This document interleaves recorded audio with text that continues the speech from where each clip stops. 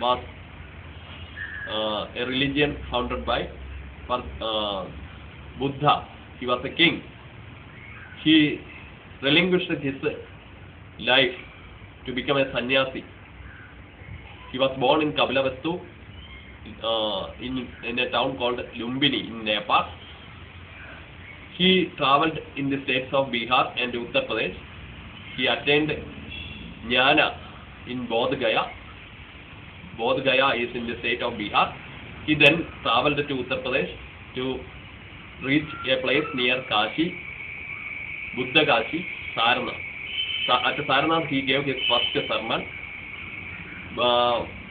Buddha is also called as Light of Asia by Edwin Arnold.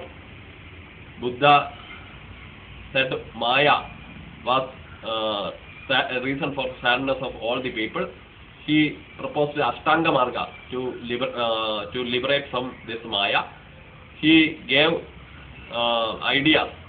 new ideas which are compiled in Tripitaka. The tales about his birth is called Jataka tales. Mainly his literature is in the languages of Pali. Thank you very much.